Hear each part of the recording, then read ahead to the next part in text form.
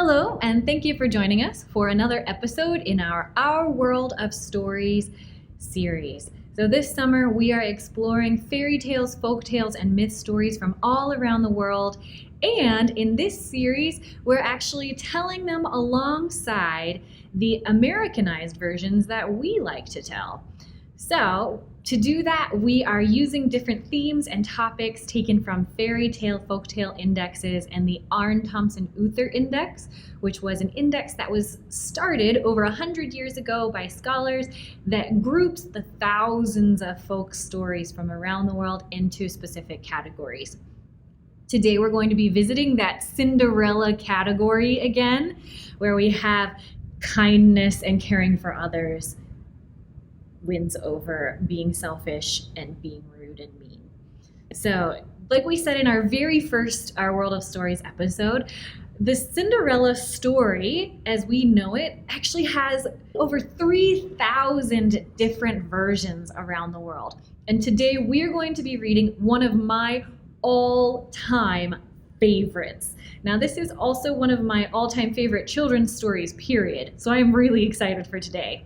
But really quickly, before we get started, let's recap Cinderella as we like to tell it and as was popularized by Disney here in the United States.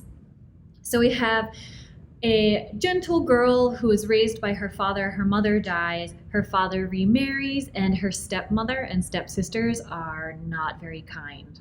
So as we tell it, her father then dies as well, leaving her to the care of her stepmother and two stepsisters who treat her horribly, reducing her to nothing but a servant in her own home. So Cinderella grows up, and even though she's a servant, she's still kind and caring for all of the animals in the house and all of the people. And it doesn't hurt that she's beautiful too. So one day, the prince declares that he's going to marry, and so the king throws a huge ball. Cinderella wants to go, but her stepmother and stepsister make it so that she can't. So they go off to the ball after destroying her dress and giving her so many chores that she can't get ready in time, and enter Cinderella's fairy godmother, who transforms her into wearing a beautiful dress, gives her a carriage to ride in with footmen, and some very fancy glass slippers to wear. So Cinderella goes to the ball and she dances with the prince all night. They fall in love, but the fairy godmother's magic expires at 12 midnight. So when she starts to hear the bell ringing, out Cinderella runs to go home, leaving behind a single glass slipper. So the prince promises that he will only marry the girl whose foot fits the slipper. So he travels all over the kingdom until he finds Cinderella, and he tries the slipper on her foot, realizes that it's the girl that he fell in love with at the ball. They get married and live happily ever after. So today, our Cinderella story is actually based on a folktale that comes out of Africa. Now, this story first showed up in a Xhosa folktale book, which is from South Africa, in the 1800s. But today we are going to be reading Mufaro's Beautiful Daughters by John Steptoe, and this version is based on the landscapes and the style of Zimbabwe. So we're going to be reading a Zimbabwe folktale today, Mufaro's Beautiful Daughters. Before we get started though, let's go. So let's count down. We'll get ready to travel to Zimbabwe in 3, 2, 1. All right, now we're ready. So we have Mufaro's Beautiful Daughters. It's an African tale. Mufaro's Beautiful Daughters. A long time ago, in a certain place in Africa, a small village lay across a river and half a day's journey from a city where a great king lived. A man named Mufaro lived in this village with his two daughters, who were called Manyara and Nyasha. Everyone agreed that Manyara and Nyasha were very beautiful. Manyara was almost always in a bad temper. She teased her sister whenever her father's back was turned, and she had been heard to say, "Someday, Nyasha, I will be a queen, and you will be a servant in my household." "If that should come to pass," Nyasha responded, "I will be pleased to serve you." "But why do you say such things? You are clever and strong and beautiful. Why are you so unhappy?" "Because everyone talks about how kind you are, and they praise everything you do," Manyara replied. "I'm certain that father loves you best. But when I am a queen, everyone will know that your silly kindness is only weakness." Do you think that will happen? Nyasha was sad that Manyara felt this way, but she ignored her sister's words and went about her chores. Nyasha kept a small plot of land on which she grew millet, sunflowers, yams, and vegetables. She always sang as she worked, and some said it was her singing that made her crops more bountiful than anyone else's. One day, Nyasha noticed a small garden snake resting beneath a yam vine. "Good day, little Nyoka," she called to him. "You are welcome here. You will keep away any creatures who might spoil my vegetables." She bent forward, gave the little snake a loving pat on the head, and then returned to her work.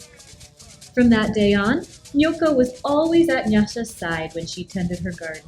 It was said that she sang all the more sweetly when he was there.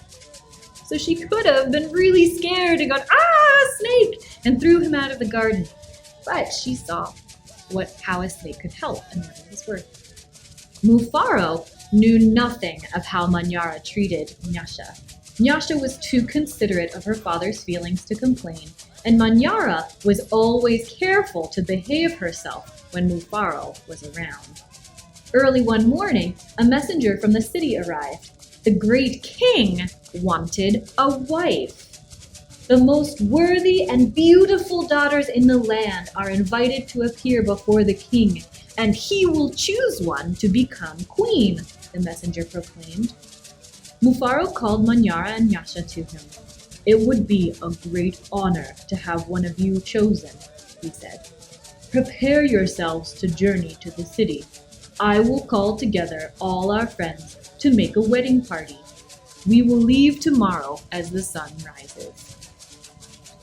"But my father," Manyara said sweetly, "it would be painful for either of us to leave you, even to be the wife to a king. I know Nyasha would grieve to death if she were parted from you. I am strong. Send me to the city and let poor Nyasha be happy here with you." Mufaro beamed with pride. "The king has asked for the most worthy and the most beautiful. No, Manyara, I cannot send you alone. Only a king can choose between two such worthy daughters. Both of you must go." Nice try, Manyara. That night, when everyone was asleep, Manyara stole quietly out of the village. She had never been in the forest at night before, and she was frightened, but her greed to be first to appear before the king drove her on. In her hurry, she almost stumbled over a small boy who suddenly appeared, standing on the path. "Please," said the boy, "I am hungry. Will you give me something to eat?" If you look at the picture, do you think she'll give him something to eat? "I have brought only enough for myself," Manyara replied. "But please," said the boy, "I am so very hungry." "Out of my way, boy! Tomorrow I will become your queen. How dare you stand in my path?" After traveling for what seemed to be a great distance, Manyara came to a small clearing. There, silhouetted against the moonlight, was an old woman seated on a large stone. The old woman spoke. "I will give you some advice, Manyara. Soon after you pass the place where two paths cross, you will see a grove of trees. They will laugh at you. You must not laugh in return. Later, you will meet a man with his head under his arm. You must be polite to him. How do you know my name? How do you advise your future queen? Stand aside, you ugly old woman, Manyara scolded, and then rushed on her way without looking back. Just as the old woman had foretold, Manyara came to a grove of trees, and they did indeed seem to be laughing at her. I must be calm, Manyara thought. I will not be frightened. She looked up at the trees and laughed out loud. I laugh at you, trees, she shouted, and she hurried on. It was not yet dawn when Manyara heard the sound of rushing water. The river must be up ahead, she thought. The great city is just on the other side. But there, on the rise, she saw a man with his head tucked under his arm. Manyara ran past him without speaking. A queen acknowledges only those who please her, she said to herself. I will be queen, I will be queen, she chanted as she hurried on toward the city. So do you think it was good to ignore the advice of the strange woman on the stone?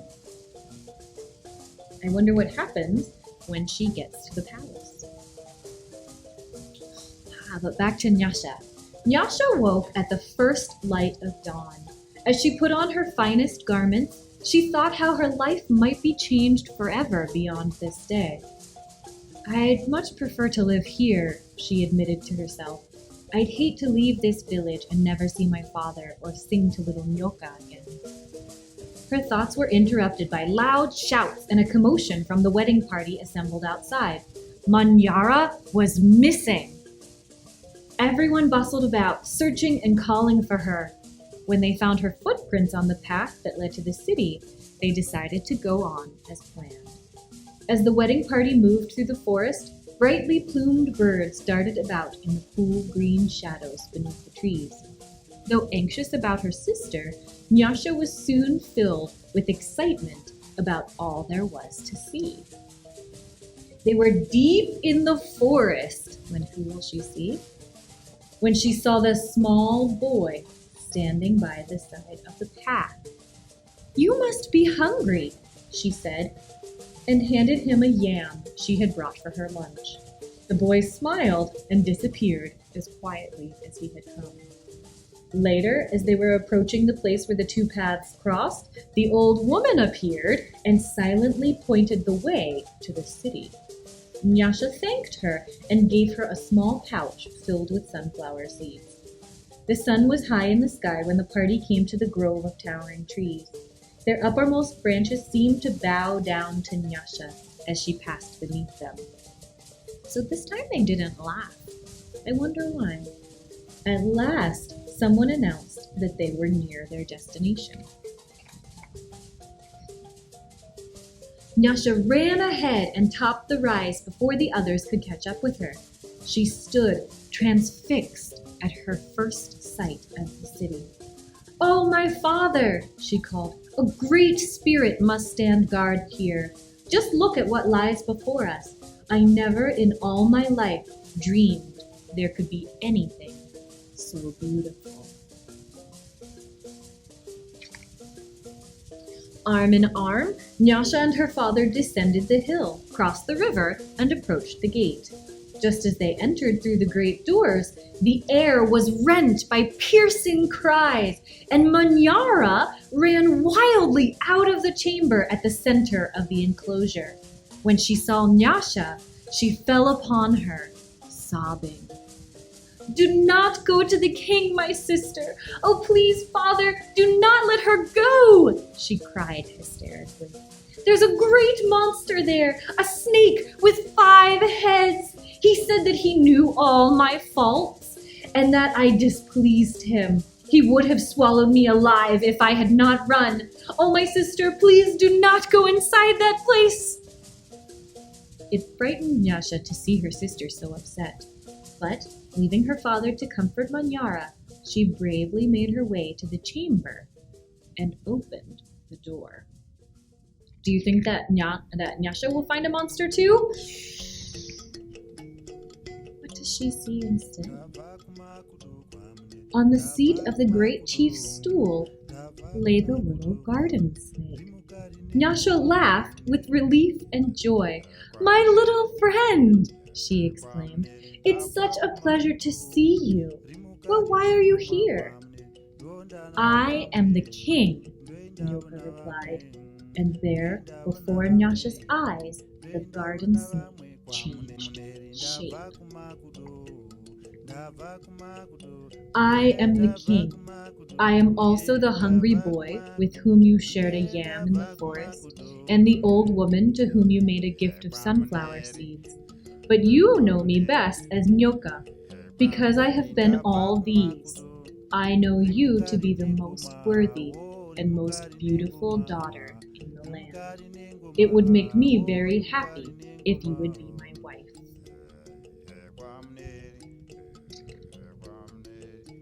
And so it was that, a long time ago, Nyasha agreed to be married. The king's mother and sisters took Nyasha to their house, and the wedding preparations began. The best weavers in the land laid out their finest cloth for her wedding garments. Villagers from all around were invited to the celebration, and a great feast was to be held. Nyasha prepared the bread for the wedding feast from millet that had been brought from her village. Mufaro proclaimed to all who would hear him that he was the happiest father in the land, for he was blessed with 2 beautiful and worthy daughters, Nyasha the queen and Manyara, a servant in the queen's household. So now Manyara is the servant. And something that I really like about this story is that Mufaro is still proud of both of his daughters, even if Manyara is not what we would classically think of as a good character.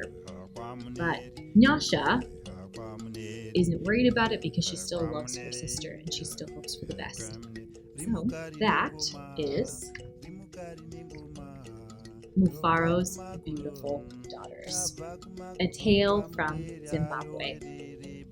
So we hope that you enjoyed this story, and we hope that we'll see you next week for another story from around the world. Next week is another really fun one. And don't forget that for our summer reading program, you can also enter in the comments or email me at afrancis.ahmfl.org with some things that you notice that are different between the American Cinderella story that we tell and this story of Mufaro's Beautiful Daughters from Zimbabwe. Say some things that are different or some things that you notice that are the same in the comments to earn a secret code worth 30 bonus points. So we'll see you next week, and thanks for joining us for another episode of Our World of Stories.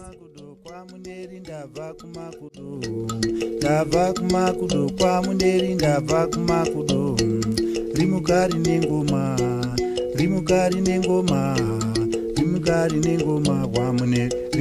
nengoma kwamuneri